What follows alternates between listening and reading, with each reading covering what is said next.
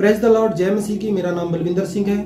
Thumbnail देखकर आपको अंदाजा लग गया होगा कि आज मैं किस विषय पर बात करने वाला हूं। बिल्कुल, आज मैं बात करने वाला हूं जो 21 सितंबर को रात को डिबेट हुआ था अन्य भाषा पर, डैनियल राज के बीच में और वी चंद्रा, जो एंजल वी चंद्रा है, उनके बीच में। दोनों ही प्रभु के सेवक हैं। दोनों के बीच में एक अन्य भाषा के ऊपर बहस चली।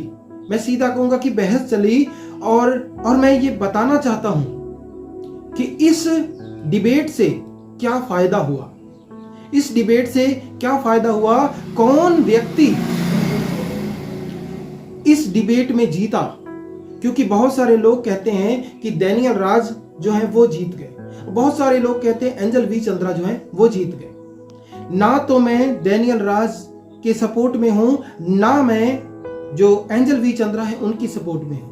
मैं आज जो बात कहने वाला हूं, शायद ही वो कोई इस बात को समझ रहा होगा या इस बात को किसी ने कहा होगा।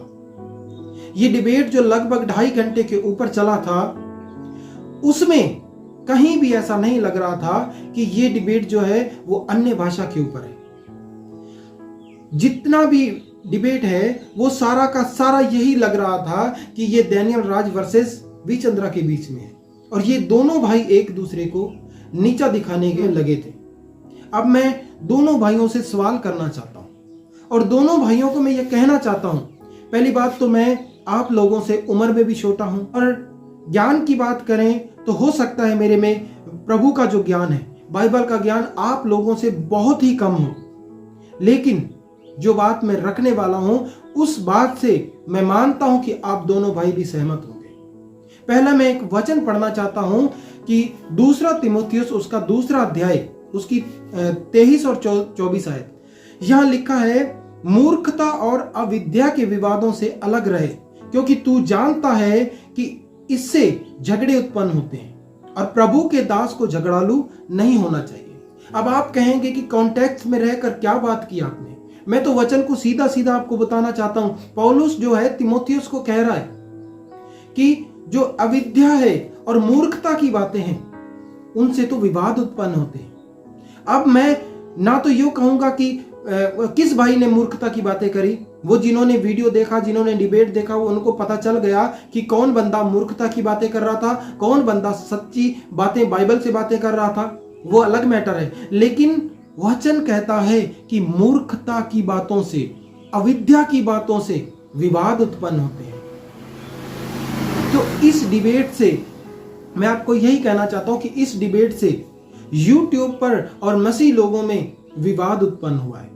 वो कैसे विवाद उत्पन्न हुआ है? कुछ लोग कहते हैं कि डैनियल राज सर जो हैं उन्होंने अच्छा समझाया, कुछ लोग कहते हैं कि वी चंद्रा ने अच्छा समझाया। अब जब दोनों लोगों के सपोर्टर हैं, अलग अलग जो एंगल से देखते हैं, वो एक अपने अगुवे को सही मान रहे हैं और दूसरा अपने अगुवे को सही मान रहा है। यहां पर विवाद खड़े हो गए। यहां पर इस डिबेट के बाद जो है कलीसियाओं में फूट पड़ गई।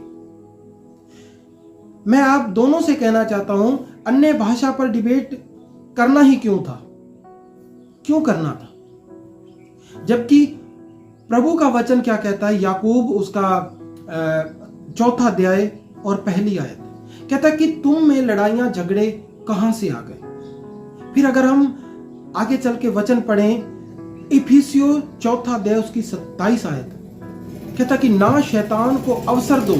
अब मैं ये दोनों वचन क्यों बोल रहा हूं? क्योंकि हम सब लोग मसीह की देह के अंग हैं। तो हम सब लोगों में ये लड़ाइयां, ये झगड़े, ये विवाद कहां से आ गए?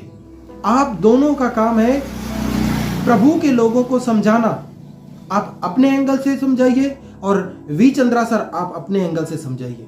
डैनियल राज सर आपको भी बोल रहा हूं, दोनों अपने अपने एंगल से आप लोगों को समझाओ।